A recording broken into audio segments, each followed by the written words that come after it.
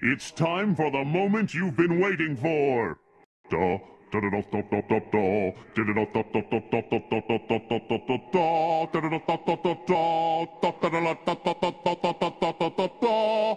Da, da, da, da, da, da, da, da. Tsh, da, da, da, da, da, da, da, da, da, da, da, da. Di, da, di, di, da, di, di, da, da, da, da, da, da, da, da, da, da, da, da, da, da, da, da, da. Di, da, di, li, da, di, li, di, da. Di, da, di, li, di, da, di, li, da, di, li, da, di, li, da, di, li, da, di, li, da, di, da, di, da, di, di, da.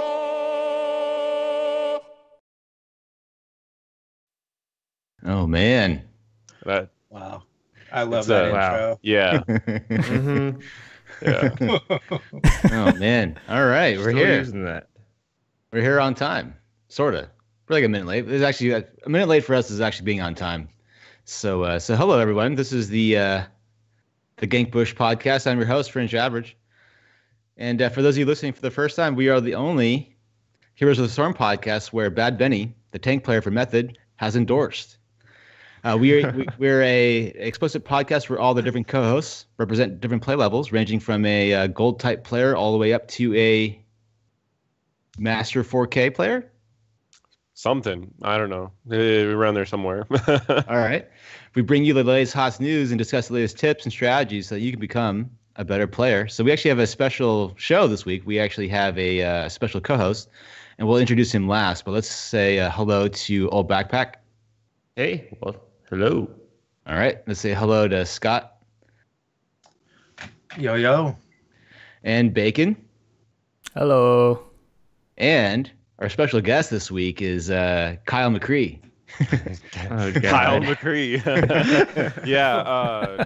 Or NotParadox, or I mean my other names. Yeah. I feel like this is going to become a thing. And it's then gonna become a thing. You know, the funny thing is everyone's gonna start calling me Kyle because I think they're gonna know like that's my name, and it's not even my name at all. I think everyone's gonna start calling me Kyle. Whatever, we'll deal with it. I'm Spartacus. All right, so we have NotParadox on the show this week, and for some reason he decided to lower his standards and join us this week. So thank you very much for coming on the show. Yeah, no, thank you for having me. And I didn't lower my standards. You guys are top tier in my heart. So, Wow. But not in reality. So yeah. okay. So is it true that you're actually a fan of the show? Yeah, I mean, I'm not going to say I've watched every episode. I think I've watched maybe 10 or so episodes, and it's pretty good. I like it. I just usually 10. lurk. I think I've only commented in like one or two of the live streams, but other than that, I just lurk. Was it under Kyle McCree? It was definitely under Kyle. That's why we didn't know it was you. Yeah, you didn't know who Kyle McCree was at the time. Okay, Yeah. so all right, so let's get to the plugs out of the way, and we'll do a little interview here with NotParadox. So we stream every Wednesday night at 9 p.m. Eastern Standard Time on Twitch. If you listen to us on iTunes or Stitcher, please subscribe and/or rate and review the show. We are on Spotify. If you want to go there and listen to us on Spotify, if you have any friends who play the game, please spread the word about the show. If you would like to hang out with us, please go to our Discord channel, Gankbush Squad, or go to our HOTS channel in BNet called WinTime, one word, WinTime. If you have any questions for the show, please DM me on Discord. If you'd like to support us financially, please go to our Patreon page at patreon.com/GankbushSquad. If you would like to watch the replay of this podcast, the video of the podcast, please go to our YouTube channel. If you go to gankbushsquad.com, you can find links to all of the aforementioned content hubs where you can find us. And this week, for musical guests, we're featuring a local Portland band called Wild Ones, and they said we could use their stuff, so we're using their stuff. So we thank them for that, and please support the music please support them musically or financially. I actually get more enjoyment if you support the bands that we focus on the show. So, all right. So NotParadox. So, hello. Hello. So tell. I remember in one of your videos you said that you had a background in psychology. Did you study psychology or am I wrong about that? So, well, I mean, I actually work marketing, but and I started running my own marketing company a while back, and I've always been interested in the brain and the mind, but I never had like the money to go back to school. So after I had my marketing company, it was all working pretty well. I just told myself, I'm like, I want to go back to school, and I did it like really crazy hard for a few years, where it's just like it's taking like 6 to 8 classes, and yeah. But I'm currently studying for neuropsychology and working at I'm at 2 different schools. Trying to get one degree at one and another degree at another one, because to be a neuropsychologist, you have to have degrees in biology and psychology. So I'm kind of working on both of those together. So yeah, that's really my focus right now. And I'm in the summer break at the moment, so I don't need to worry about anything. But I've got school that starts back up end of August, so kind of excited for that. Well, I'm surprised you have time to play HOTS. Yeah, and that's time consuming too. I'm like, I need to get all my placements done, and I need to I want to hit Grandmaster this season, and also trying to get videos out too. So, and still working, but haven't actually had that much HOTS time lately. Like, I haven't done my placements yet. I'm like, I need to. The best time to place in Grandmaster now, even with the inflation nowadays, is actually in the first 2 weeks, right? It definitely is. Yeah, it grind definitely 150 games. And that's the thing, is like, because my MMR is so high, I get the like the plus 50 on everything. So win or lose, if I just have a 50% win rate, I'll shoot up to Grandmaster easy. But I just don't play enough to really do that. So it's a little tricky. I'll definitely need to win more than I lose to be able to do that. Dude, this season I grinded really hard to try to get to that easy Grandmaster, and then I got up to like low 4K. And then I went 1-20 or something. Oof. Yeah. Ooh. I went down to like 1,800 or 1,900 points. And then that was 2 days ago. I haven't played HOTS since. So I'm on suicide watch. And yeah. That is rough. Yeah, I've had 1-20, I think. Yeah. Yeah. Too. It's pretty bad. Well, in seasons past, you would have just sat in Masters, right? So, I'm Masters now, and just don't play anymore. Now you can't do that. That's the plan for the rest of the season. I'm just gonna say. You're in decay, man. You gotta watch out. Oh yeah, shit. I'll play a game a day. Play once every 15 days, right? I can do that. One game, yep. Reset it. As long as you maintain like a 30% win rate, you won't drop, right? With all the free points. I was getting like plus 40, 45 adjustment, and then once I started my lose streak, I'm down to like plus 20 adjustment. So I'm just like, I need to get refreshed and get back into it, I guess. Those free points. Without them, you might be back in Diamond. No, that's not gonna happen. Yeah. I'm saying if you didn't get all those free points. Oh yeah, for sure. You know what I was thinking? I found the old clip of Bacon telling Kyle Ferguson that he's a Grandmaster. And I was thinking about putting that as the intro of this show for the audio only, just because NotParadox is here. I was GM 2 seasons in a row. I know. Come on, just because it's been a while, right? No, I just think it's funny that you telling Kyle Ferguson publicly for everyone to hear. You guys told me to say that, though. It's hilarious. I was sitting next to Grizzly when that happened. Well, everybody was referencing the guy who was like Platt as like an authority on HOTS. Yeah. You clearly were better and more experienced than him. Yeah, but I didn't think it came off well. No, it did. I loved how it sounded. That was hilarious. Yeah. No, but hey, he follows us on Twitter, so he can't be that mad. So Mr. Paradox. Kyle. So like, why HOTS? You seem like a very bright, motivated individual. You know, why allocate part of your scarce time into Heroes of the Storm? I don't know. It's a fun game. I used to play League of Legends for between like preseason all the way to like season 3-ish, and like I ran a clan and I had all this other stuff going on, and then like Here's the Storm came out. I liked it because the fights happened sooner. It wasn't like sitting in lane for 10 minutes, like just auto attacking minions and whatever. But it was just a lot of fun. So I kind of stuck with HOTS for a little bit. And the whole video thing kind of came out of nowhere. It was just like I was making a couple videos for fun, and people really liked them, so I made a few more, and people liked those and started sharing those, and I was like, all right, I probably should just make 3 or 4 of these a week and see how it goes, and that's, I don't know, that's just how it happened, and that's what's going up now. Okay. Nice. Well, like your best series is Why the Pros Play. Do you have any actual like pro feedback from people, or do you talk to, like, besides Ishbu, people like in the community? Oh, from the pros? Yeah, definitely. I've talked to many pro players. I've got just about I've been working with Team Octalysis, LFM, and a few other pro teams, and I also am friends with a few of the Open Division and a few of the pro players. So I do have pro feedback from a lot of them, and sometimes I'll get some, like the Tassadar video, for example. The person I used in that video was, I believe, he was on Team Octalysis at the time, and he messaged me about it too. And he's like, at the end of the day, he's like, you got everything right except for like one thing, and he's talking about it. He's like, it's just to enable Hanzo, and he's like, that's the only reason we picked him anyways. So yeah, that series is kind of an interesting one, because I do sometimes hear from the players that I feature in the videos, and I'm like, oh, I could have just done an interview with you or something. But yeah, I definitely hear from them.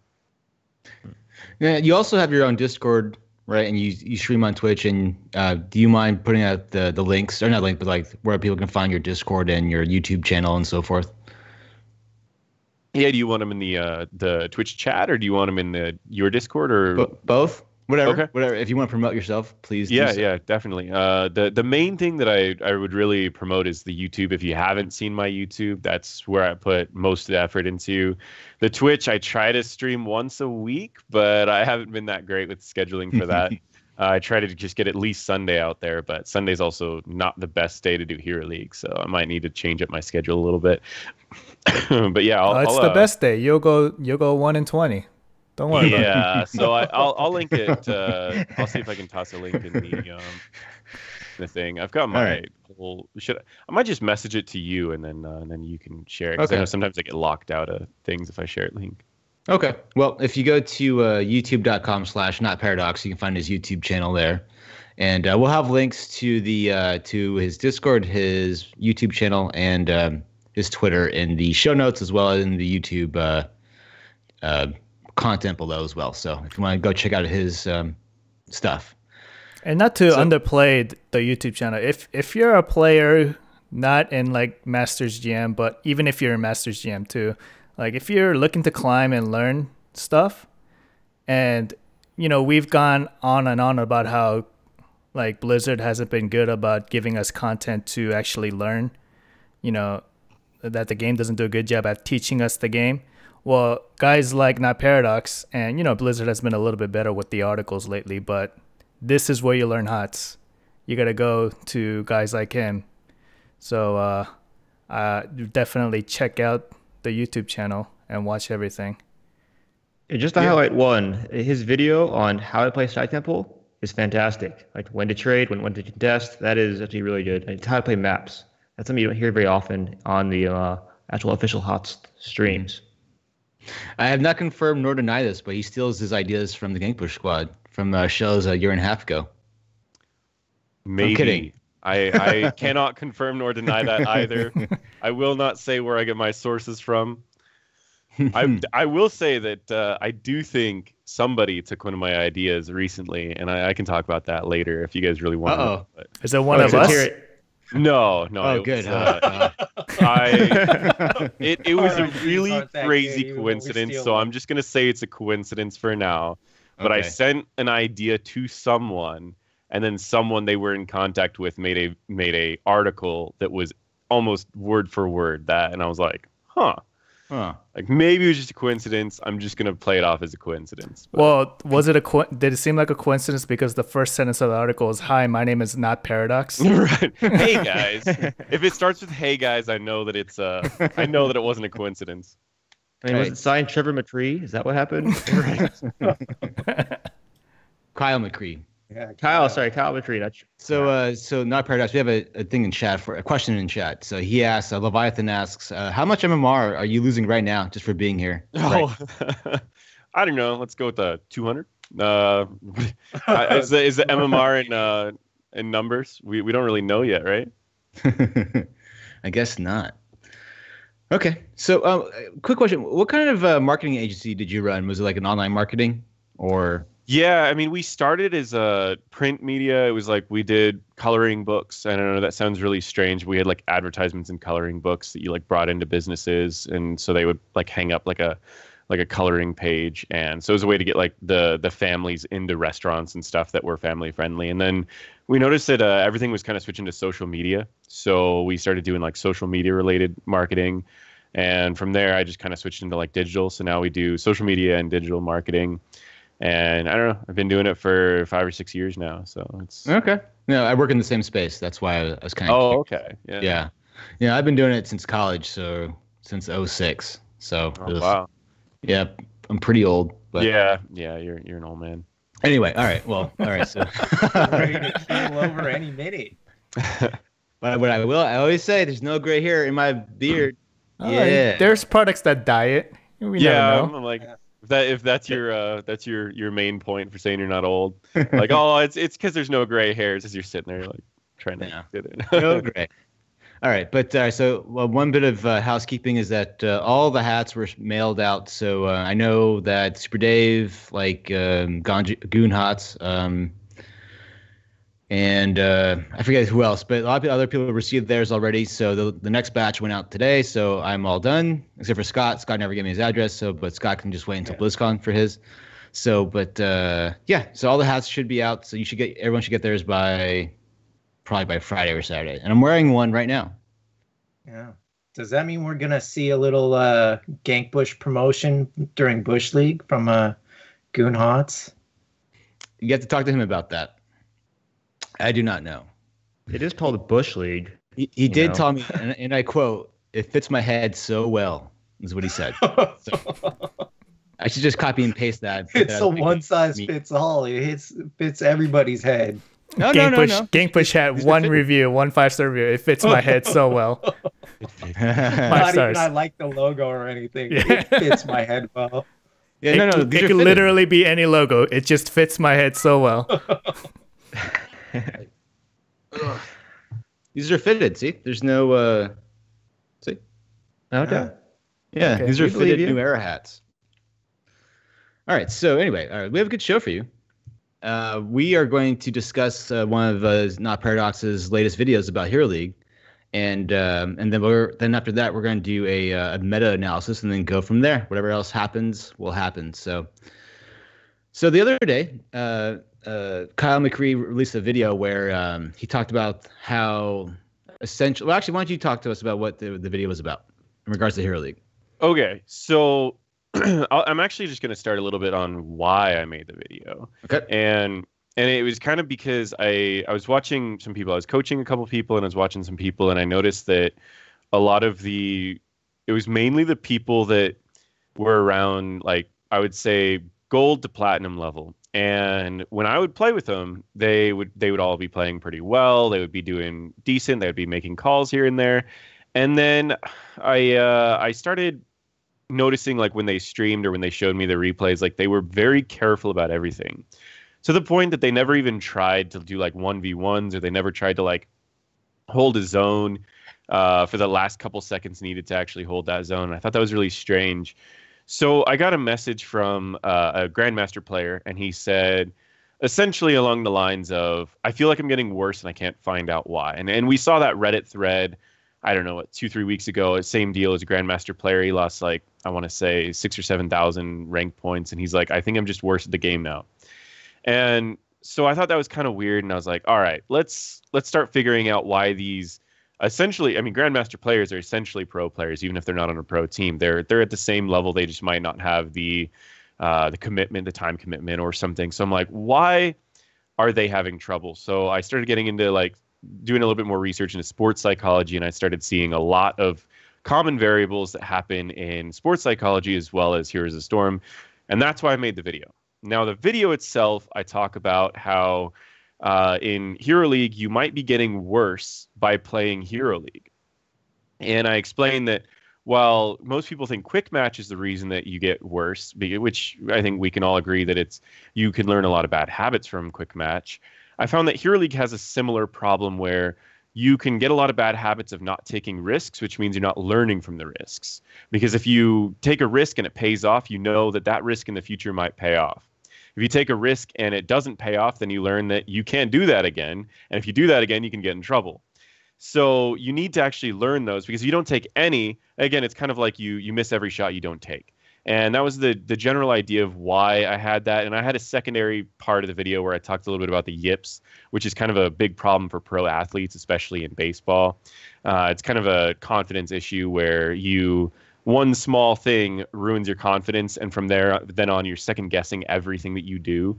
So I kind of shoved both of those into a video, and that was, could Hero League be making you worse at the game? Yeah, I remember, to use the yips part, Rick Ankiel was a really good pitcher for the Cardinals, and then in the playoffs he blew up. Like, he couldn't throw strikes, and then he couldn't ever throw strikes again. So it's always brutal to see that. So, but so Bacon, you're the biggest Hero League grinder there is. What are your thoughts on what he said? I wouldn't say that, just the past 2 weeks, but that's true, I guess. And the biggest mistake I made in the past week when I went on my big losing streak was continuing and forcing games and thinking, oh, I just need one win to change it all around. And I honestly, thinking back, I had the same mistake last season, because last season I grinded up to 4K, and then I grinded down back to like Diamond 1, and then then I grinded back up like the week before the season and then back up to 5.8K. So like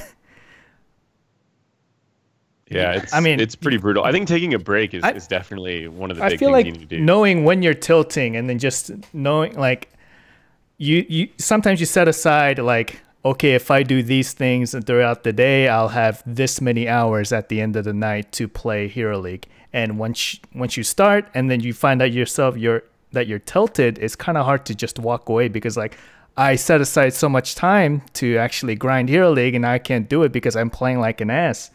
So, like, I fell into that trap, and I was just forcing games back to back, and obviously that was the worst decision I've ever made in the past 6 months regarding Hero League.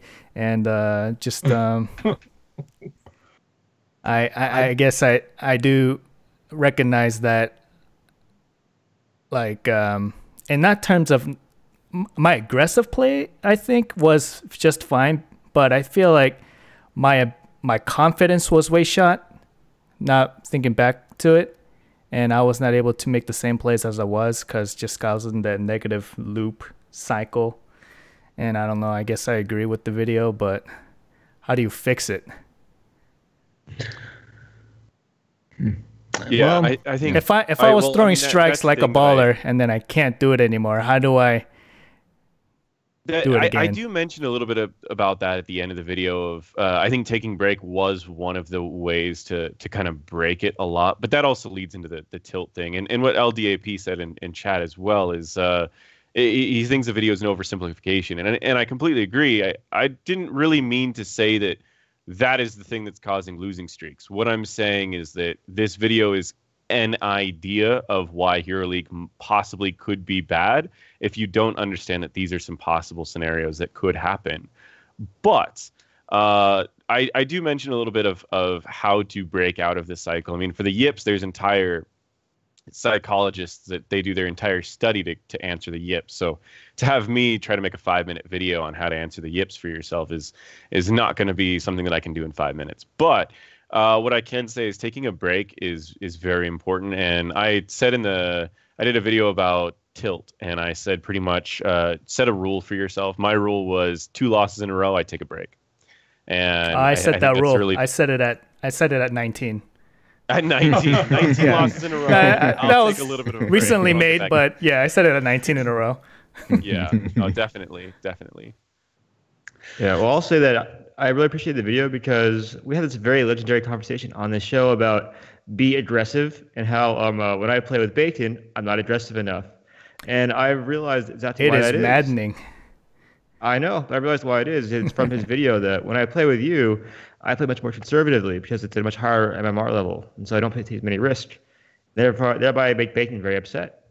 And so, thanks to you, I've actually been able to realize what's happening. Well, there's a difference between not being aggressive and then playing ETC like a Jaina backline, and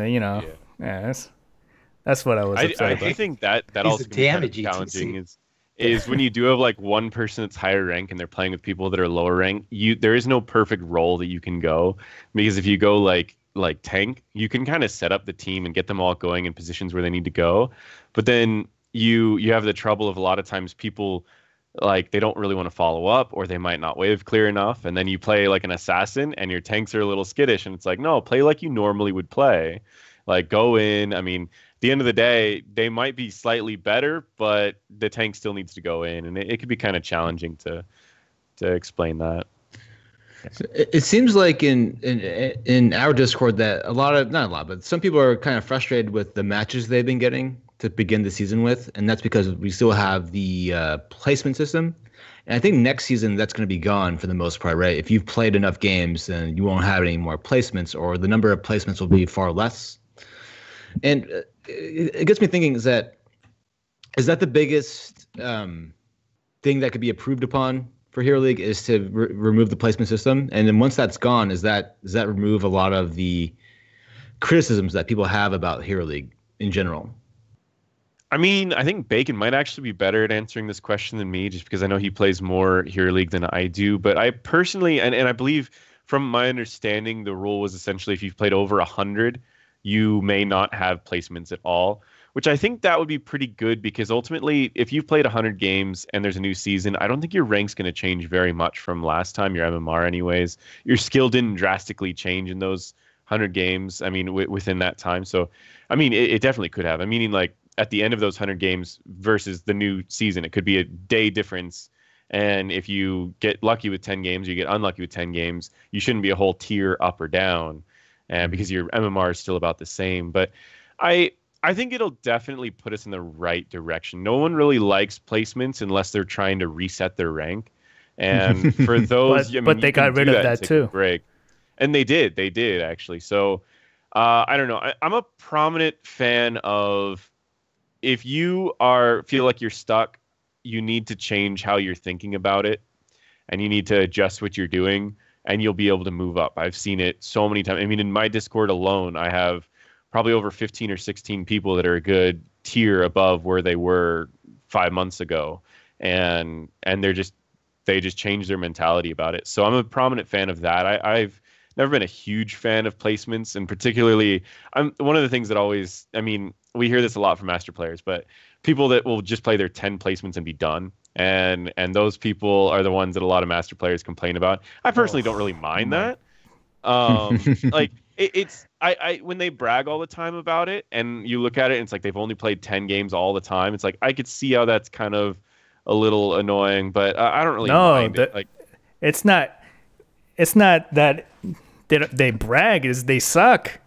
Yeah, I mean that's they only play 10 and they stop. So they're like, poo-poo. Okay, that's fine. They're trash. Stinky cheese. Bacon, you're tilting, man. Watch out.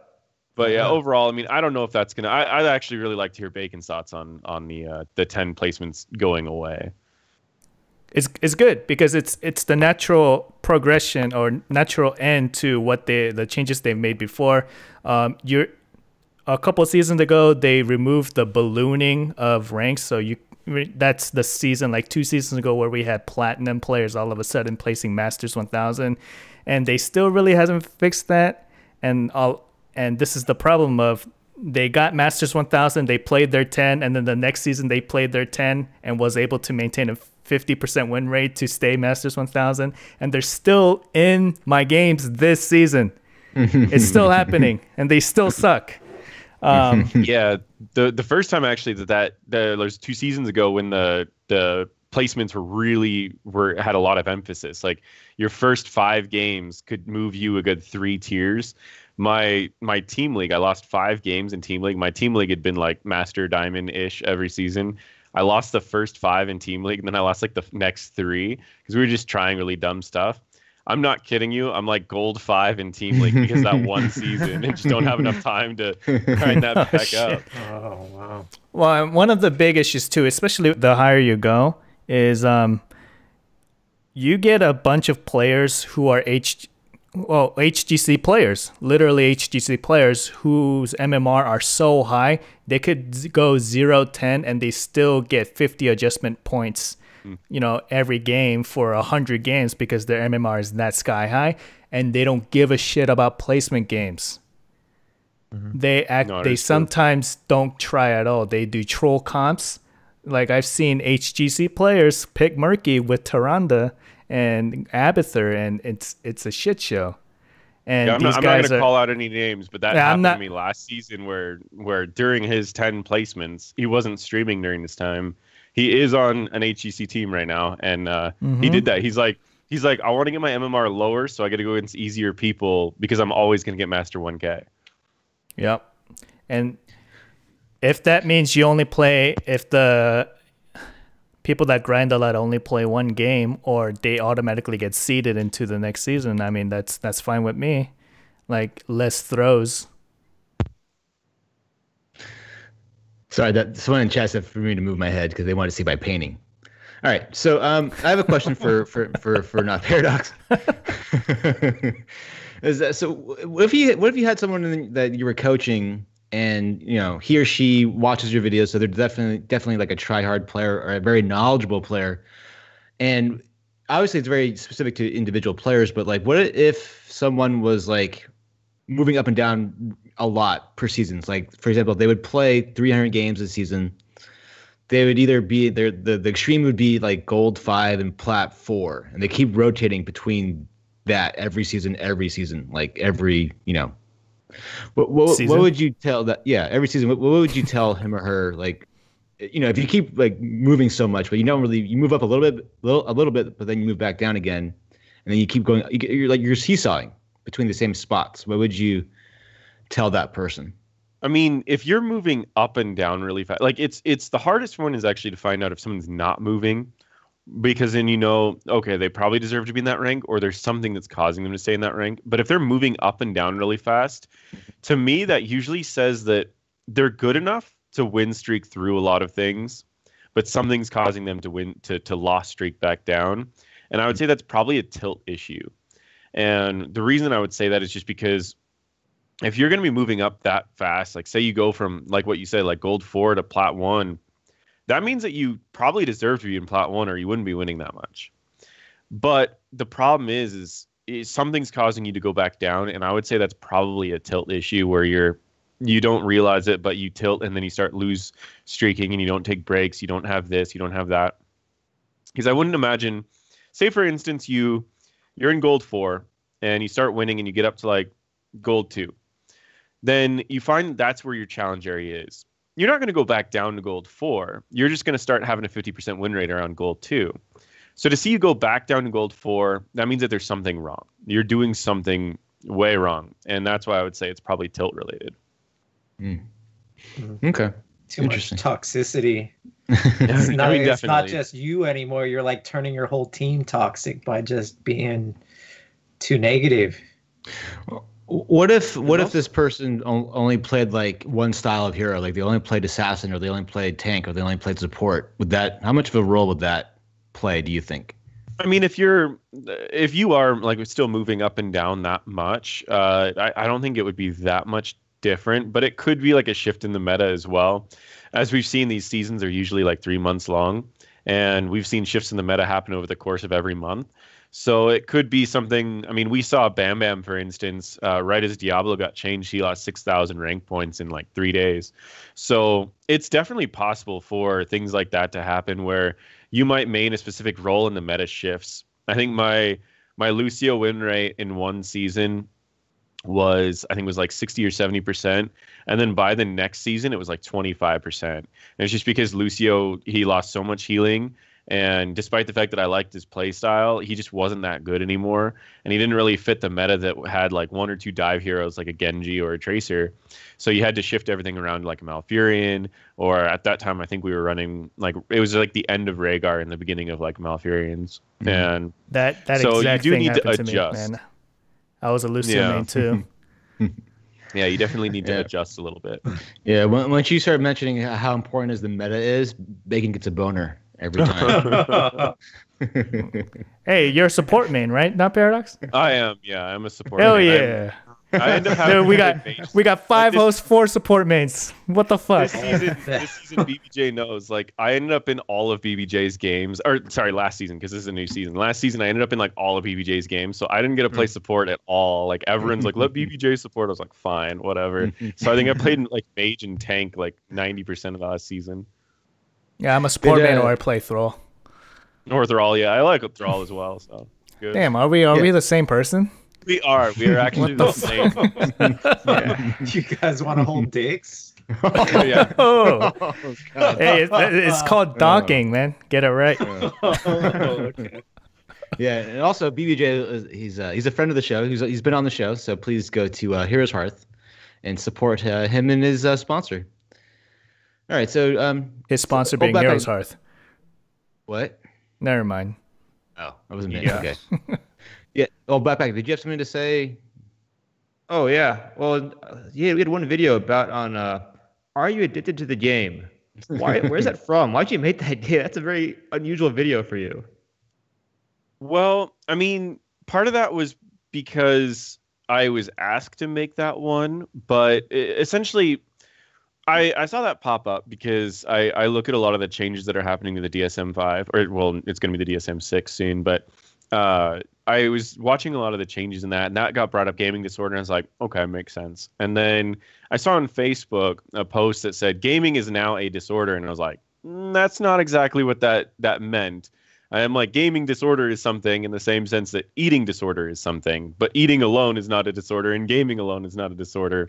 And I explained that to someone, and they said, oh, it makes sense now. I'm glad you explained it, because the post made it sound like gaming is now a disorder. And I was like, I probably should make a video about this, not just for me, but to add, like, to stop some of the confusion about this. So I went on, and I pulled together some research and everything, and I wanted to find something that was a reason why people were gaming so much. So I pulled in the whole Fortnite and Ninja and all that. But yeah, it was kind of a strange video for me to bring out, but I got a few people who asked me about it. So I was like, yeah, I'll bring it out. And then I think a lot of the YouTubers, HOTS YouTubers in general have made something mentioning it. Yeah, I mean, it's a good video. It needed to be made because, like, I had to show it to my girlfriend. My girlfriend said, Pat, or old backpack, are you addicted? Like, no. See, look at Paradox. You know, I'm one week off. I'm not addicted. Yeah. Yeah, I think that's definitely one of my challenges is, like, even for myself, I've got quite an addictive personality sometimes. So I just tell myself, I'm like, you know what? I'm just going a week, just making sure it's all okay. And that's what I recommended for a lot of people too, is like, if you can get a week off, I think you're pretty good. I really do. As long as it's not like you get a week off one game and you're playing a different game, or you get a week off of one game and you're on a week-long vacation. I mean, a week off where you're not distracted, you can work on other stuff. It's there for you to play if you wanted to play it, and you choose, no, I just want to take a week off. If you can do that, I think you're pretty much good. Mm-hmm. Ricky Slams says in chat, so stoked to see NotParadox here. The Matt Mentality video he made has revolutionized my Hero League this season. It really works. And for those who don't know, can you explain the Matt Mentality real quick? Sure. Yeah. Matt Mentality was essentially, there's a guy in my Discord named Matt. He goes by the handle Squirtle. And he's just super nice all the time whenever he gets in games. And I kind of asked him, I was like, why are you so nice? And he's like, honestly, it just made me, he's like, I felt like if I was nice, everyone else was more nice in my games. He's like, everyone was really toxic around my level. He's like around, excuse me, he's around like Silver 4. And we all know that that's pretty toxic around there. So he found that if he just was always calling out something, and he never wanted to be patronizing, and he never wanted to do something that wasn't great. But if he did see something that was like actually noteworthy, he would mention it. He'd be like, oh, great stun, great this, great that. And he found like when he did that, people were less toxic and he was more happy about it. Well, there's a whole psychology behind that. And I can't remember the psychologist's name right now, but he kind of talked about this idea, and I cover that in the video as well. I cover what the psychology behind that is and why that makes you happy, even if it doesn't actually make everyone else happy around you, but it still will make you less likely to tilt, I guess, is the best way to say it. Cool. What about when your variant goes twin blades against the Cassia, Johanna, and Artanis? I mean, maybe he's got an idea that you don't know. Maybe he knows something you don't. He's ahead in the meta. We just don't know yet. I didn't know that. I didn't know the meta involved losing by 6 levels. But you got to compliment him on how ballsy it was to go such a terrible choice. People always say that to me. Like when I say the word bold, everyone says that it actually just means stupid. Because a lot of times I'll say to people in my games, I'll be like, oh, go and Reign of Chaos. That's pretty bold. And like I'm saying it more of a joke, just because it's like. A Reign of Destruction, not Reign of Chaos. I'm a Warcraft 3 fan. Anyways, nobody knows about that talent. Nobody picks it. Yeah, they're like Reign of Destruction. I'm like, oh, that's pretty bold. Like, especially against like 3 stuns that are all on dive heroes. I'm like, you're so brave. Ricky says in chat. And everyone in my Discord's always like, oh, when Paradox says bold, it means he's calling him an idiot. I'm like, that's not really that, but that is kind of my way of being like, you kind of went a little crazy with that talent. In the game push, if it's stupid, we just call it stupid. Yeah. But you seem nicer than us. Yeah, like Hero Physio, the coach of LFM Esports, he says his phrase instead of that's bold, he says that's wild. Oh, that's wild! Yeah, he always says that's wild. Like, oh, you went Twin Blades, huh? That's wild. All right, let's do it. I've been picking up. Oh, that's a talent. Oh yeah.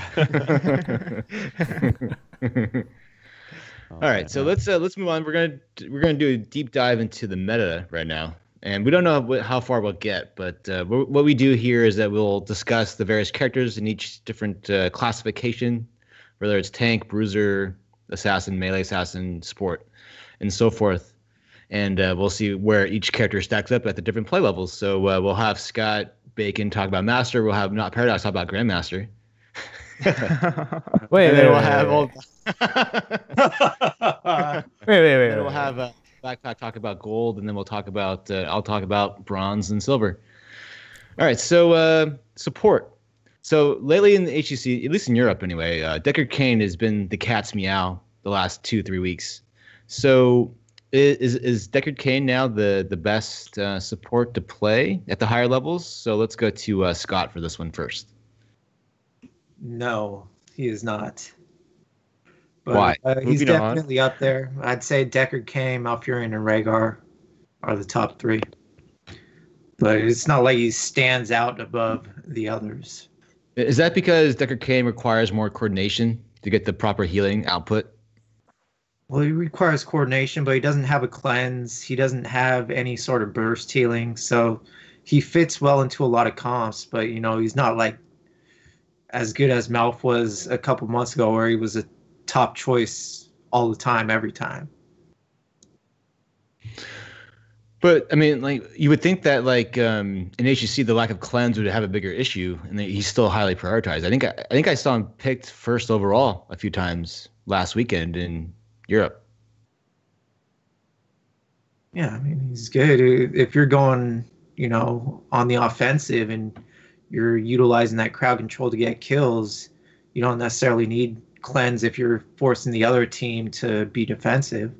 So is it basically that maybe Deckard Cain fits really well with dive comps because he can set up a lot of kills with his combo, with his W&E then? Or yeah, I mean he's good at zoning. He could set up kills with his combo, with his slow and root combo. He can also zone people. So he's got stay a while and listen, which at the HGC level helps set up a lot of kills. So I mean he's got a lot of tools that make up for not having a cleanse or burst heal. So he's very solid right now. All right, what do you think about what do you think about Deckard Cain, NotParadox? I think Scott's on the money. Like, I don't think he's exactly where Malfurion was, but I think the reason that we see him so much in pro play and in the Grandmaster level is he doesn't have a bad map. Every map he does really, really well on, and there's maps that he thrives on, maps that he can place potions out ahead of time where where people are going to be, where people are going to take damage. Clustered areas, he thrives because he has great CC. He counters specific healers that have predictable healing because he's got Emerald. He counters a lot of people that might have to get in an aggressive position to do any of their combos, like maybe a Ragnaros or anything, who might need to get in an aggressive position. You can quickly throw a Sapphire on someone. So the pros are picking him because he fits in a lot of situations. He thrives by setting up a lot of different kills. He doesn't really need cleanse. I talked to someone else. There's a Master Grandmaster player. We're talking about why some heroes have cleanse and why some don't. We've kind of come to the conclusion that they're removing cleanse from everyone that has a way to set up a kill. And Malfurion was kind of the last one that they removed cleanse from that had this capability, where Malfurion could set up kills by doing a root, and then he could walk up in Twilight Dream, and that person was then rooted and silenced. And so he can set up kills by himself. He doesn't need cleanse. Cleanse is for people who can't set up kills by themselves. So they're used to counter the setup of a kill. And so that's kind of what we figured out what Blizzard's mentality of cleanse is. So if you have Deckard, you don't really need a cleanse because you're going to be setting up kills with Deckard between his Stay While Innocent ult or between just his large root. And he's also just he's picked a lot in higher ranked plays because he's also very hard to kill. Even when he's not near his team and he doesn't have that armor, he still has some of the best self-healing in the game, seeing as all of his heals heal a lot to one person. He can set up heals ahead of time in the back line. And he also, at 16, if you need to, has a stun that he can do really quickly. But overall, he's just a safe healer that works on every map, which is why I think he's a go-to in high ranks just about at any time. There are heroes that are better than him at certain maps. I mean, Alex Straza peaks ahead on maps that have short objectives because she can just drag in for the duration of that objective. He falls short of Malfurion in the compositions that Malfurion kind of pushes ahead. But otherwise, he's just an all-around very, very strong healer. But I do definitely agree with Scott. I don't think he's like a must pick in any situation. I think he's just a safe pick in every situation. He's also one of the few healers now that can actually deal with poke well. Oh, definitely. Yeah, definitely. Yeah. If you got a Chromie or something, or like a Lee-Ming or Hammer, like Ariel's not gonna cut it. Malfurion might have trouble depending on how many W's he can get off. But Deckard, you just stand next to your friend and just throw potions down. All right, what do you think? I'll backpack at the mid-tier level. Deckard Cain. He's not very good, just because any type of heal that's not targeted can miss you. Or just say, that 90% Johanna grabs that, potion from a 10% Vala. It's like, come on, man, that's not for you. It happens way more often. So he's okay, but he just doesn't. If your healer's bad, then you can't target whoever you want to. So if you dive in, let's say with like Diablo, there's no heal for you. You can't expect that, which makes it really, really rough. So he's okay and he's played a lot, but he's not really played that well. Yeah, you do definitely have to rely on your teammates knowing how the potion mechanic works. Yeah. Awareness of your teammates,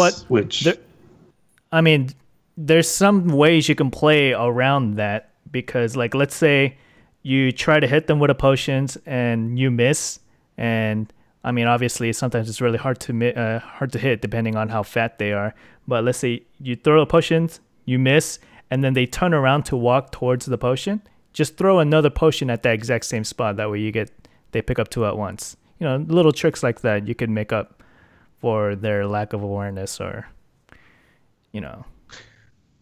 Okay. So I agree with all backpack. I think if you're in gold or below, he's kind of trash tier, to be honest. And in Hero League only, I think he's not. You shouldn't bother if you want to win the game anyway. It's not trash, but like Radar gives more healing because Radar presses Q on you. It doesn't miss you. So speaking of Rhaegar, is it a consensus that W build is the way to go right now?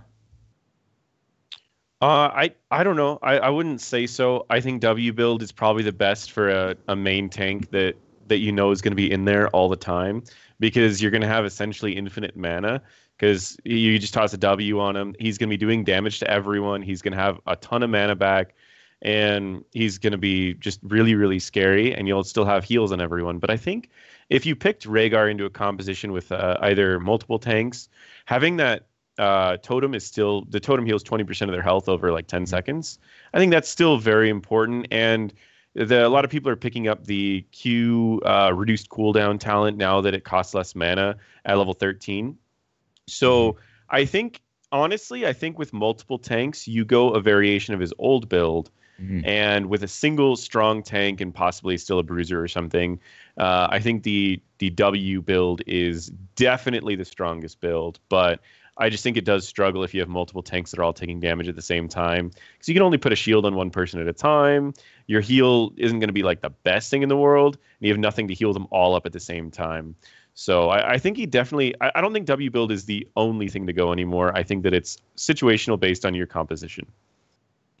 So yeah, if they have like a gray main, someone you want to empower and make sure they get that kill, W build is pretty good. But if you have like a double tank with double backline, then it might not be the best.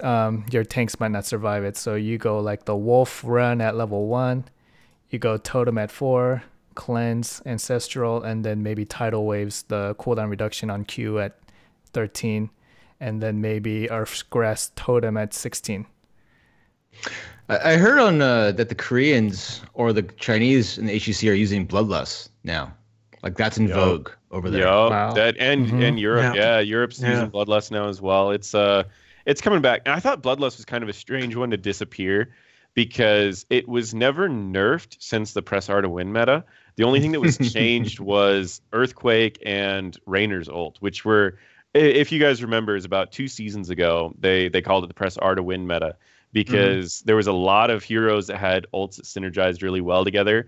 And so people would do like, they would go in, they would Earthquake. Then during the Earthquake was going off, Raynor would use his ult. You'd have Bloodlust, and then it would just take out an entire team. Well, Bloodlust was never actually changed, but the other 2 ults were nerfed. So I thought that was strange that Bloodlust completely disappeared from the meta, yet the other 2 stayed. And I think it's because we had a lot of magic damage. But now that we have Raynor, Phoenix, Greymane, and all these other heavy physical damage people coming back, we are seeing Bloodlust return, which is, I don't know. I actually really like it. I like to see him have more than one ult now.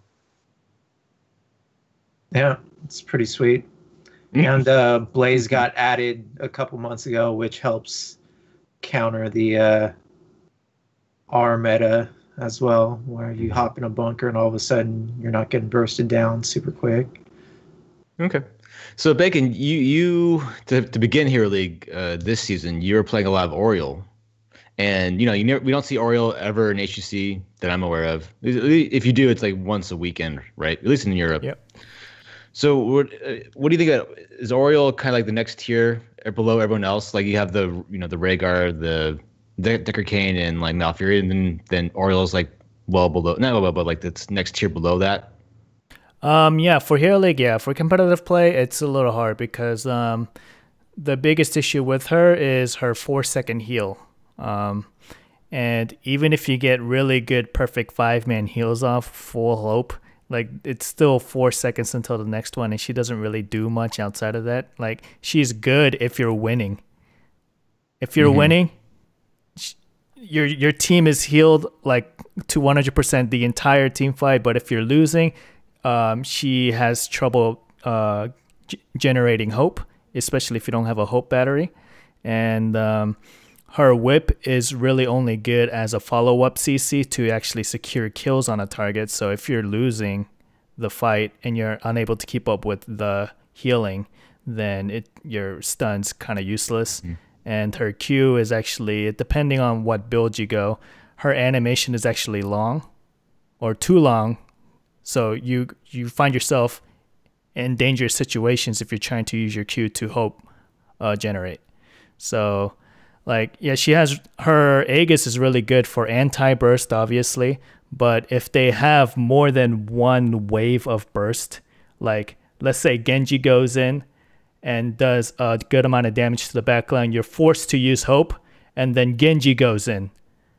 You have no hope now, you're forced to use Aegis, and then they dive on the backlines. You don't really have many options as Ariel. But if you're able to protect your backlight from dives, have a battery, do sustained team fights over a long period of time, then that's where she shines.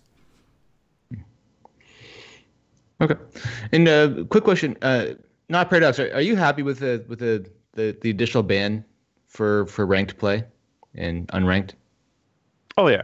I think it was definitely needed. I think people were worried it would have a lot of negative effects. I mean, particularly in the support area, but people were mostly worried about that because they said it was going to be 2 extra bans in the second area, not the first ban, but the second ban. Mm-hmm. They were going to add both of those then. And that's usually when you ban like what's needed on the team, because supports were always last picked, or not always, but we see that commonly happen in Hero League anyways, where supports are picked later. So I think the worry was that the first 2 bans would go to like your Genji, your Raynor, all your like usual stuff at the beginning. Mm-hmm. And then the second 2 bans is usually like, oh, let's get rid of their tanks and supports.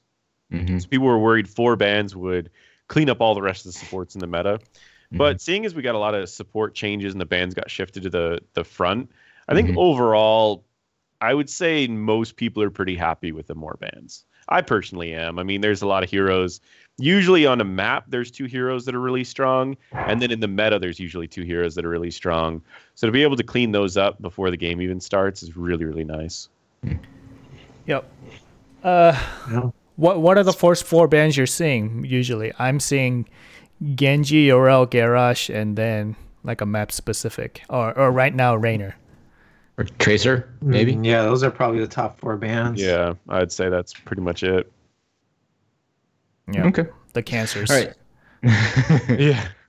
All right. Are there any other supports you guys want to talk about? This is an open question to everyone. Anyone, any character you guys want to talk about? I mean, I could rant about Malfurion for days, but... yeah, I heard that. Yeah, I wanted to ask about that because you had that rant a couple weeks ago, but with the Rhaegar changes, you know, how do you that feel is like that actually strong?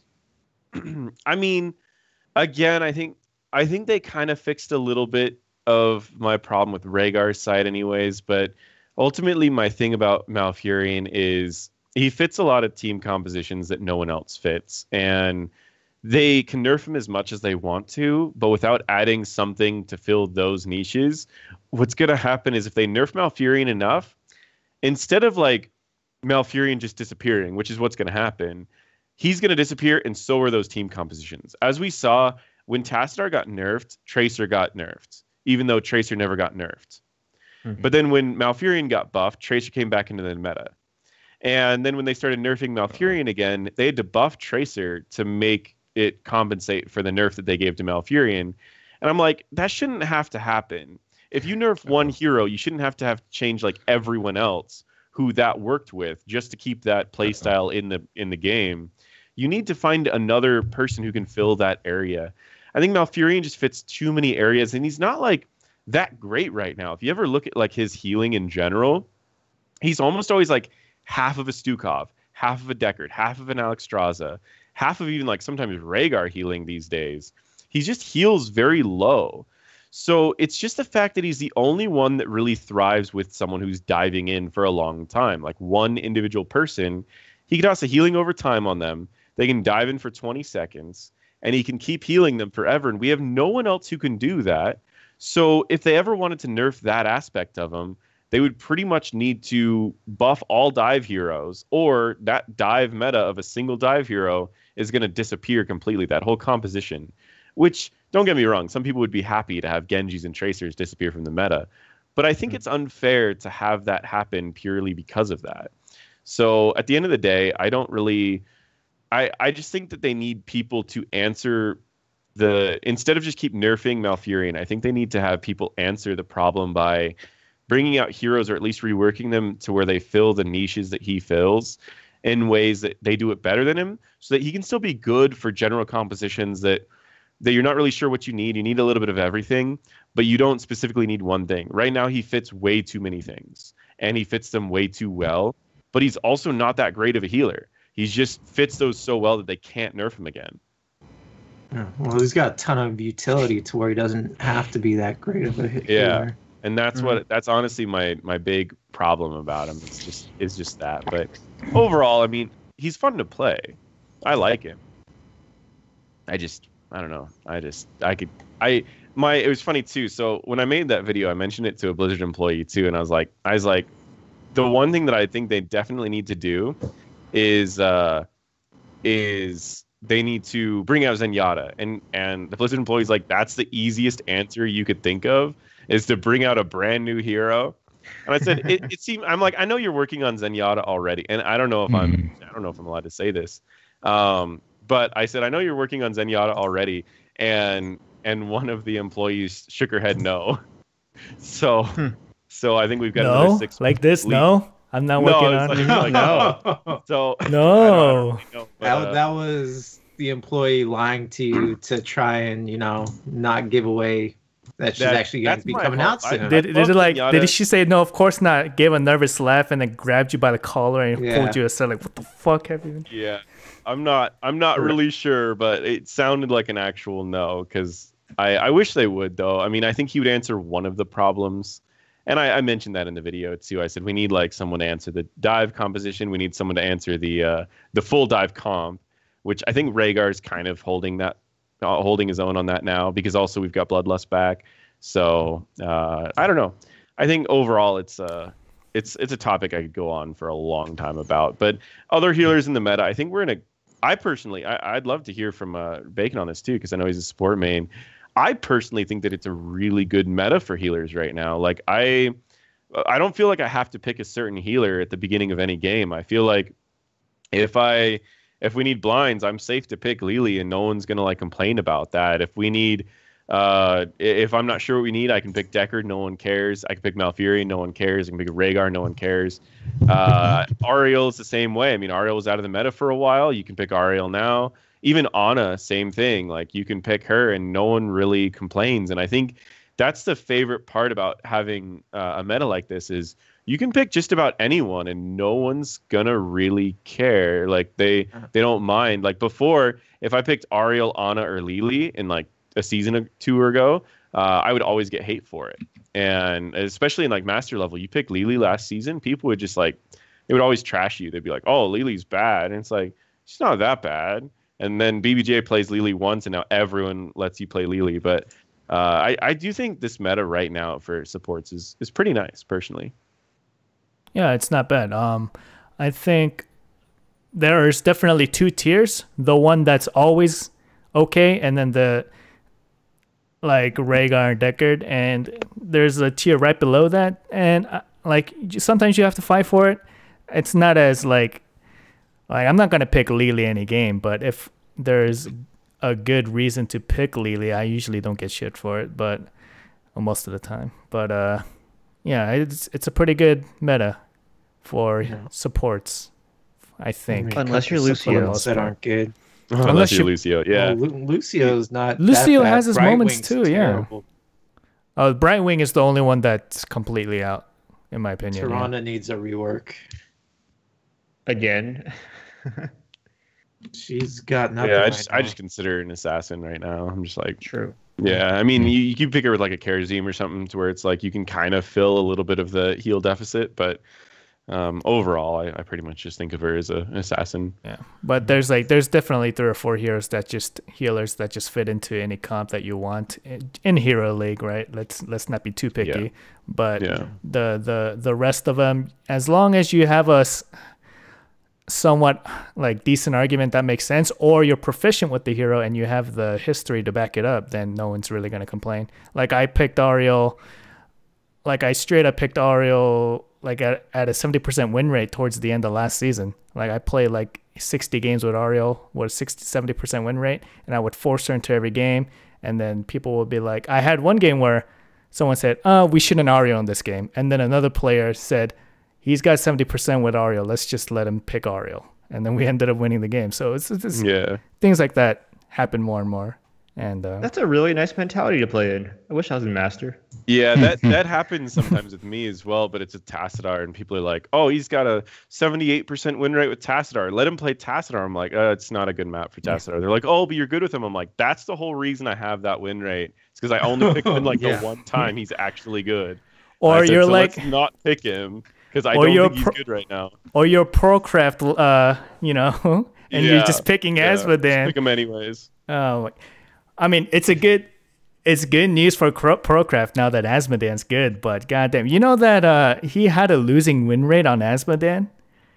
Did he? He had like a 45% win rate over like 300 games on Asmodan.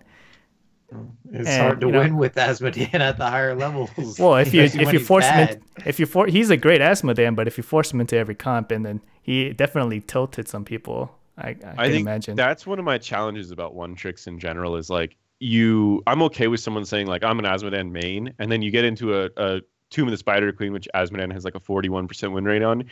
You get into that map, and it's like you can tell everyone, hey, I'm not going to play Asmodean in this game. And everyone's like, oh, okay, nice. Like that works out. And I think that was one of the challenges is like he would pick him into his worst maps. And I'm kind of the same way. Like there's a lot of healers that I like playing, and I get on. I used to like main Stukov last season, and I'd get on like Dragonshire, and I'm like, we're going to be doing like 2v2s, and Stukov's not great in the 2v2. So I'm not even going to play Stukov. And there's just times where there's a difference between like a main and a one trick. And I think people don't get upset at mains, but they do get kind of upset at one tricks.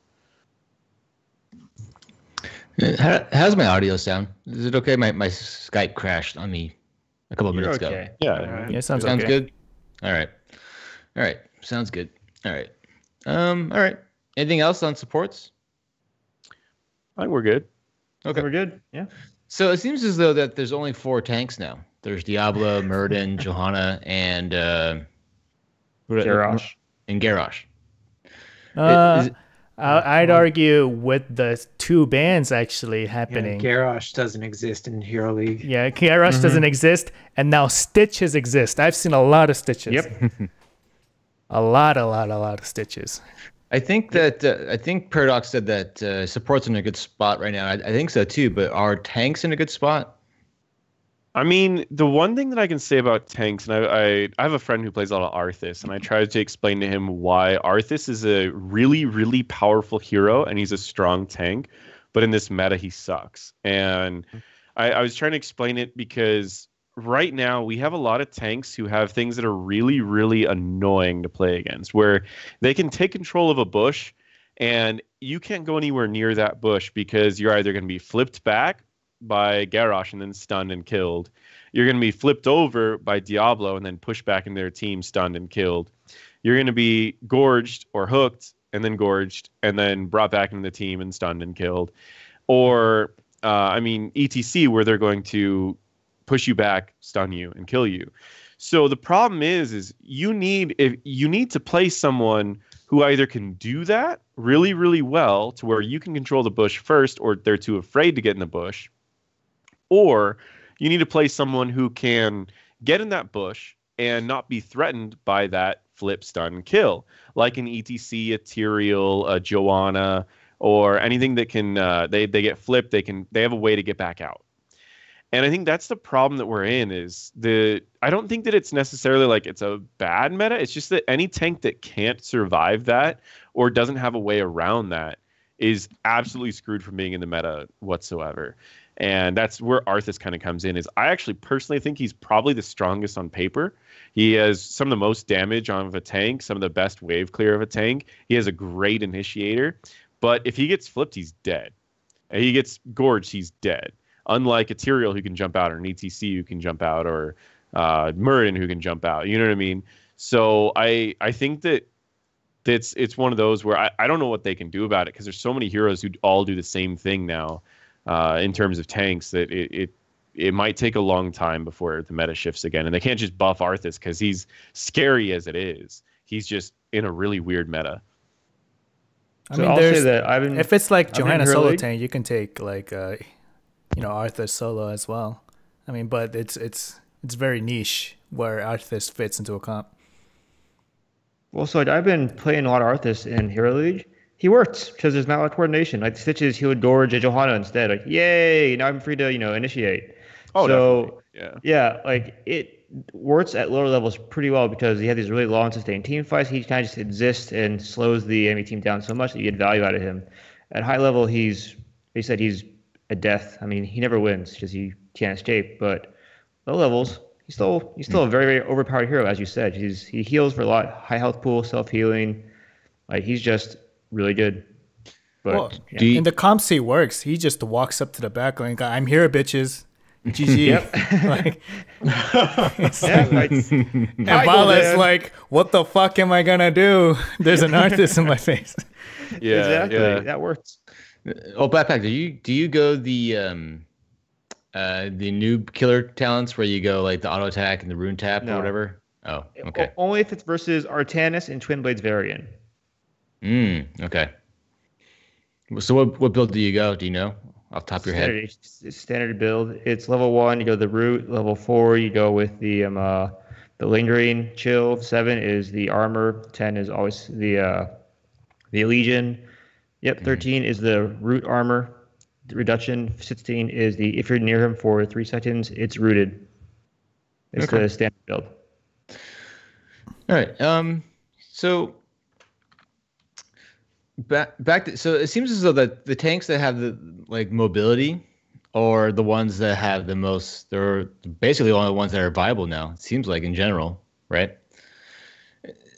Is it even feasible to give all tanks mobility like a Murden or an ETC, or is that just bad gameplay? I don't think I never think that they all should have it. I think it's best to have counterplay against everyone, and if Arthas' counterplay and same with Garrosh's is both like they don't have any mobility, so that's kind of the way that you counterplay. You have to like kind of move around them in a way to where you never get close enough for the throw, or you never get close enough for the perma slow. But it's just challenging because the meta that we're in really punishes those who don't have that mobility. Mm-hmm. It's a dive-oriented meta right now. Yeah, it definitely is. Yeah. That's why your Rel and Blaze are good. You both tread their positions with bunter or jump out. Mm-hmm. We're all about mobility right now too. I mean, that's what this meta thrives on, especially at the higher play. If you don't have any sort of mobility skill, your hero better be overpowered like Raynor, otherwise they're not going to be very good. Yeah. Can we talk a bit about yeah, go for it. Murden and Haymaker? It happened. That's been a thing for a while. Yeah, Haymaker's Playmaker. Yeah, and it's so annoying. It's very good, especially if you got 2 tanks. Mm-hmm. Why is that? Because you don't need the avatar anymore. Yeah, you don't need to be as tanky, and having extra damage and the isolation ability of Playmaker helps. He's very he's much more squishy when he goes at playstyle. You might not be picking third wind up at level 1 as well. It's like a more guaranteed Artanis swap, if done right. And safer.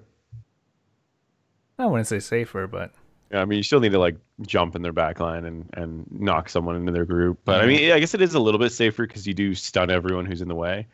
But might be a little bit more reliable because you could hit someone in the backline rather than the front line. But yeah, I mean, you're also burning an ult and you won't have your escape. So I honestly like the comparison to Artanis swap. I've never used that comparison, but I do like that comparison.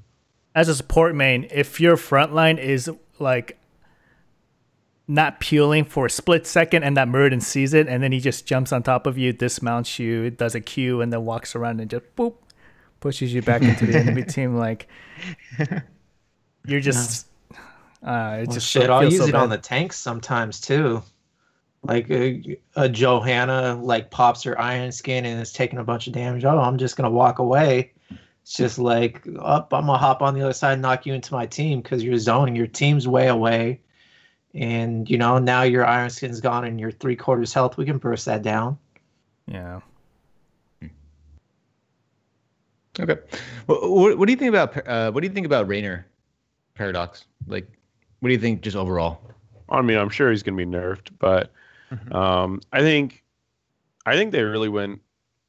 I think they really went crazy with him. And well said. They went bold with him. Yeah, wild. I think his trait build personally could be buffed. I know it sounds weird, but his like the one build where you get the more damage when they're slowed, and then you slow them by level 7. Like, I don't think anyone should have their own way of triggering that slow permanently while auto attacking.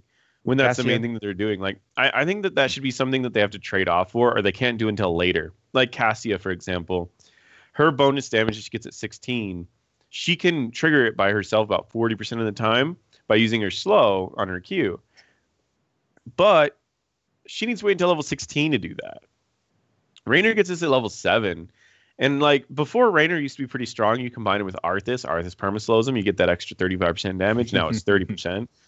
But he can do this at level 1 now with an Arthas. It's like, I think in general, he's just way too strong in like every scenario. Like his trait build's too weak, but his general build is way too strong. But it's a challenging thing because he doesn't have an escape. His heal is okay. I'm not going to say it's overpowered. So if people dive on him, he still isn't amazing. It's just the fact that he does a lot of damage. So he's going to be a difficult one to balance just because if they nerf him too much, he's just going to be back where he was before, but just more complicated. But he's also going to be, but if they leave him too strong, he's already shifting the meta as it is. Like him alone is shifting the meta. We're seeing a lot more of him, a lot more people playing auto attackers like Cassia. She came back into the meta around when he was here, and Cassia we've been seeing blind heroes. Yeah, we've been seeing kind of a whole shift in the meta in general, purely because of his change. So it's difficult if they leave him. The meta could keep shifting, and if they nerf him too much, he's just going to be gone. So I don't know exactly what they're going to do with him, other than just slight tweaks. I wouldn't mind seeing him like when he first got reworked. I was like, oh, he seems like a really big bully in the solo lane. But then like this is right as Irel came out, and she's been the biggest bully of them all. So people are still thinking about Irel for the solo lane, and I still think that new Raynor is really scary. We just haven't needed it because we've got Irel for the scariest solo lane. But I don't know. I just think he's too strong right now, but I don't know the easiest way. I would say just tone down the numbers a little bit and see how it goes. Well, he can do everything too well, though. He can. He definitely can. He combos well. He has self-peel. He can self-regenerate heals. And actually, if you play better by stutter stepping well, you also heal more. He has amazing single target DPS at 10 if he chooses, or has amazing push with the other level 10 battlecruiser. He has movement speed at level 13. He has decent movement speed baseline, but he can get more at 13. He has burst at 16.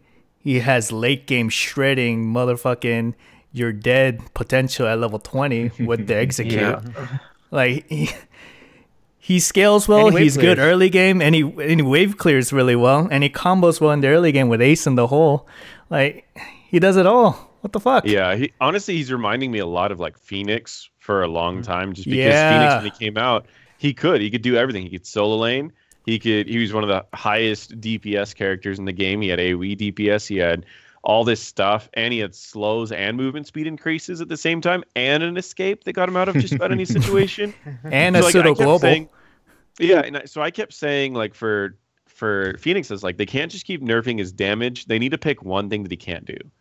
And they need to decide it very quickly. And instead, they just nerfed all of his damage. And he's still 54% win rate right now, if I remember correctly. So it's like I think they need to pick, like what you said, pick something that he can't do. With where he's at, I personally would like them to like make his heal longer cooldown, and then make him like a threat if he gets dove on. Because his range is already really high, so it's hard to dive on him. You really need to commit to dive on him. But I don't know. I think they just need to pick one thing to make his like a dedicated weakness, rather than them just keep nerfing his numbers. Do you think that you said that Raynor has changed or shifted the meta? Is that a good thing or a bad thing? Because now if you're a Cassia player, now you can play Cassia again. I think shifts in the meta are never good or bad. I mean, they can be bad if there's like a really toxic meta, something that a very small subset of heroes fits into, and everything else is just useless. Which we've seen that right when like Hanzo came out, we saw that everything kind of revolved around like these really weird team comps that were all based off of landing like a good arrow, or you just ban Hanzo and you had like these team comps that felt like there was something that was just missing. So I think that it's never really a good thing or a bad thing. I think it's just something that we change and we adapt to. And I think that the Raynor meta might be good for us because we saw for a long time where, and this is something that I've been saying, watching a lot of pro play, is we didn't have a lot of physical damage. If you notice, a lot of the heroes that we picked for physical damage, they got picked a lot. And every hero other than that they did more like spell damage than anything else. If I was to ask you what hero do you think is mainly for physical damage that's been used in pro play anytime in mid-season brawl, most people would tell me it was either Genji or Sonya. And I thought that was strange because both Genji and Sonya do more magic damage than physical damage. Spell damage. It should be Phoenix. So Phoenix is definitely probably the best. Phoenix and Greymane were the actual two answers of the ones that were used. But Greymane, because he was forced into every time people did a bunch of magic or spell reduction, then Greymane was always picked up. But Greymane had like an 11% win rate in MSB. Yeah, and it's because he was kind of the only answer they could think of that did mostly physical damage. And that's why I kind of like the shift in the meta, because we're starting to see a lot more physical damage pop back up. Phoenix is in the meta. Raynor's in the meta. Cassie is back, which is cool. But I also think we have too many blinds for physical damage to come back into the meta. So that might need to be answered. Yeah. But if that's answered, then we are going to have way too much physical damage in the meta. So I don't know. I think the change in the meta is pretty okay. I'm not going to say it's bad. I'm not going to say it's good. I think it's nice to see the meta shift because it never needs to get creative again. But then again, there's two different kinds of metas, right? One that just naturally evolves over a long period of time, and then a player like BBJ playing Lily, or what's his name, Snitch playing Stitches. You know, they just show one game of the potential of a hero who hasn't really received any balance changes in a long time, and all of a sudden in the meta. Like, remember that one Stitches game on Tomb? After that game, there were Stitches everywhere in Hero League. And he didn't receive any balance changes. And that was a natural evolution of the meta just because, you know, someone showed the potential of a hero. And I don't know, I feel like metas that are kind of shoved into our face, right? Like, the removal of double support, the gutting of supports, right? That happened. That was kind of a feel bad. That was us being forced to change the meta because of what Blizzard wanted. And like this too, like Cassia is a side effect because Raynor is just too fucking strong. And I don't know, like. Yeah, the double support I kind of wanted them to do something different to change that, was create more tools to counter it. Like for a double tank, we had so many tools. We have so many things that do % health damage to tanks. We had Ragnaros, we have Kel'Thas, and that's not even mentioning like all the Tychus, Malthaels, all that. So if someone did like a really tanky composition, we had a lot of answers to it. But if someone did a double heal, we had no answers to it whatsoever. We had Ana, who only worked in a double heal comp. So you had to double heal just to counter double heal comp. And I think that was the thing that kind of bothered me about that, was instead of giving more people tools, they just removed tools. And I would have liked to see them, instead of just nerfing all the supports, say, leave them as strong as they are, but then if they do double support, you can draft someone who lowers healing done. You can draft people that like affect things that like they have to pick on a competitive talent tier to do that. So they make their hero worse doing it, so it wouldn't counter like a solo healer. But if they did do it, they could definitely counter like a double heal composition. I really wish they would have done that instead of just nerfing all the supports. Which is odd too, because it's kind of the same team. The Heroes team is also the StarCraft team, right? And the StarCraft team, though, the thing that made StarCraft Brood War so amazing, and like the reason it had life as long as it had, was everything in that game was overpowered. But it was a rock, paper, scissors kind of thing. Like, if you go fast Zerglings, then, I mean, there's fire bats to counter that. But if they go too many fire bats, then you go Hydralisk or Mutalisk to hard counter that. I mean, it was just like a flow of game flow. I get this overpowered thing. I think, and I get the paper that beats the what? No, I was just saying I agree. I just think we needed the tools. Like, they had fire bats to counter the Zerg. They had Hydralisk to counter the fire bats. We have Malthael, and we have all these people to counter double tank. We just didn't have anything to counter double support. And I think that's what we needed, was the tools. Instead of just nerfing something that was good, give us something to actually make a decision on our own. Yeah, and Space Monkey in chat says any shakeup in the meta is good because it keeps the game fresh. I agree with that. And anytime, if you like playing Cassian, now you can play her again. I like that idea too. Yeah. So I think it's always a good thing to keep it. I don't know, it keeps you on your toes. And also, if you try hard and you pay attention to the meta, you can actually win more games in Hero League too. And I think that's always a good thing as well. So it's usually good most of the time. There are times when it's not that good, like when the R meta. Well, I mean, I don't even think that's bad. I'm thinking more stuff like when Maev came out first week. When you got like super over or shit, the one that really sticks out in my mind that I experienced that was terrible was when Li Ming first came out. Oh yes, like when you got like super overpowered heroes. Like Raynor is very strong right now, but he doesn't feel like he's suffocating. Mm-hmm. And also, the Li Ming came out when there were no bans, right? True. Yeah. So, maybe. Yeah. It was around then, right? I don't know. I don't remember. I could be wrong. Remember S of Johan? It was S of it was Johan. awesome. That was a shit, huh? I've been telling people that Morales, because Morales doesn't have a cleanse and she also doesn't have any playmaking. So I've been telling people that, again, the way that I've been thinking that Blizzard's been handling cleanse is they've been removing cleanse from people who have playmaking abilities. So they must think that Morales has playmaking. So I've been thinking they should bring S of Joanne back and put it on like her grenade and have it as a talent you can pick at like maybe 7 or 13 that makes it to where it pulls in instead of pushes out. I thought that'd be cool. Oh yeah, that'd be pretty sweet.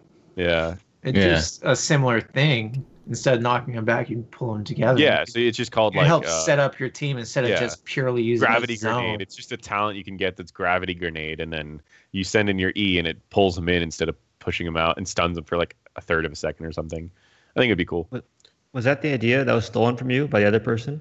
No, it was a video idea I sent to a Blizzard employee, and there was an article about that. There was an article on Blizzard that was posted 3 days later that was almost word for word for my idea. I don't really care. It's a long story, but it was kind of interesting. Oh, well, if you'd like to talk about that story, you can. If not, that's okay too.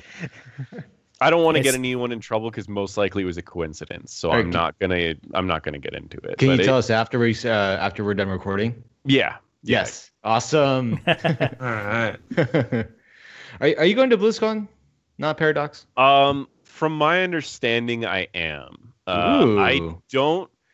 So that's another thing. You gonna get like a media pass? That's the thing. Is like I didn't get tickets before, and I talked to someone, and they said that essentially I have some that are waiting aside. They're just waiting for the media passes to open, and so I should be going. But it all comes down to getting a ticket or two. But I've got it open on my calendar. I'm just waiting on if I get a ticket or not. Nice. Well, if anyone deserves a free ticket to BlizzCon, I think it's you're one of them. So yeah, I think it would be a lot of fun. I've never gone. I've always wanted to go, so I think it'll be a lot of fun. You should say hi to the Gankbush squad if you do go. We'll be there. Yeah, I'll definitely. There's a lot of people I want to. Don't do that. Those guys are losers.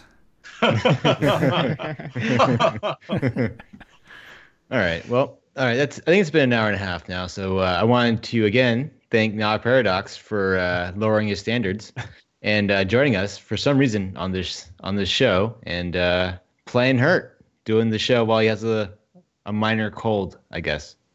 Yeah, I feel like I always have a cold, but yeah, thank you guys so much for having me. It's been a lot of fun.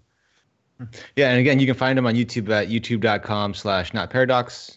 And we'll link, again, on YouTube and on the show notes here where you can find more of his content, such as his Discord, his Twitter, and his YouTube. So, yeah, anything else you guys wanted to talk about?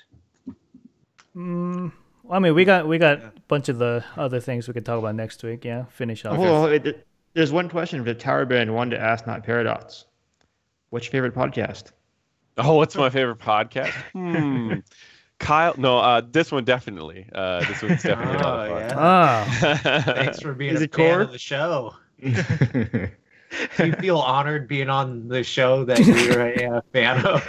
Actually, it is pretty fun because I've watched a couple times when you had pro players on, and I was like, it would be interesting to be on there. But I think it's awesome. Thanks for Thanks for shooting me a message, because sometimes I think it's strange for me because I don't really think of like myself as a celebrity in any sense. So I don't really message people and be like, "Can I be on your podcast?" I'm like, I never really think about that. I'm just sitting there like, I got a new video coming out that I want to plug on your podcast. Right. So I don't really. I do. Well, I've got a few in the works. I don't have any scheduled at the moment, but I've got a few in the works. So I've got one. I'll give you a sneak peek. I've got one that's about how pro players communicate. So it's I've got recordings from like pro games where, well, scrims actually, where they're all talking and explaining like what they're doing as they're doing it, and not like how I usually do it, but how pros are communicating with each other. So I'm just cutting apart clips right now, but that should be out within the next, I'd say, week or so. Is it? Are you trolling? Is it going to be like Genji? Their comms. Oh, I should have done that. That would have been so funny. I should have done that. That would have been awesome. No, it's not. It's probably going to be LFM. They've been really nice. They've been working with me. So it's probably going to be LFM. Do you know Hero Physio? I don't know him that well. I know of him. I've messaged him. I think we both follow each other on Twitter. But I messaged him to get this set up, and he just sent me over to the manager. So I've barely talked to him, but I know of him. So you're saying that he's lazy?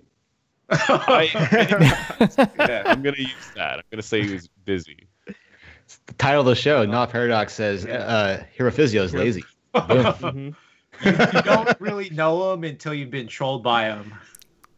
You would never believe what YouTube celebrity NotParadox said about this HGC coach. Click here to listen. People are gonna be like clipping this and putting this on Reddit, and they're like, NotParadox says that Hero Physio is lazy. Nice. Yeah. All right. Twitter war. Oh, what war? Twitter war. Oh yeah. Yeah. I'll have to add him. All right.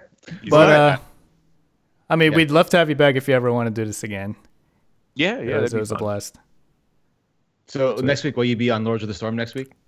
Lords of the Storm? Why? Let's hit all of them. No, you're the only one that's messaged me for a podcast so far. So what? Oh man, I should ask more people to come on the show. Right? Hey, I have someone's email now. No, I think you could ask Hero Physio to bring on like any of the LFM people, because they're all pretty nice. I asked a few of them to do interviews, and in fact, Hero Physio is one that I asked Steven about, and he never responded. So I don't know if Hero Physio ever got that, or if he's just ignoring it. I see him in chat. I wonder if he's ignoring it. He's just gonna ignore it the whole time. But I'm confused. Hero Physio's name is Steven. So are you talking about him in third person, or? Wait. He's trolling you. Am I being trolled? Yeah. No, that's Hero Physio. Okay. So who's the manager of LFM? All I know is that Hero Physio's real name is Steven. That's all. That's all I know. So who have I been emailing? Have I been emailing him? Is it Yeah, probably. Is Hero Physio Short Steve? Email the manager when he's the manager. So I asked him. Oh, I can see that. That's the ultimate troll. That's awesome. Are they two different people? They're different people. Okay. Different because it's schizo ruining the fun. I asked Short Steve to message Hero Physio about something. And well, Hero Physio sent me to Short Steve, and then Short Steve asked him, whatever. It'd be funny. But yeah, he's got two different emails. Yeah. You. Either way, it worked out. Yeah, either way. That's funny. Man. Yeah, Hero Physio's in chat too. He's listening to all this right now. Yeah, he's being Anyway, all right. So all right, let's go to Old Backpack for the outro. All right, that's our show, and we'll see you in the Nexus. Bye. Heroes, gather tribute and earn my favor.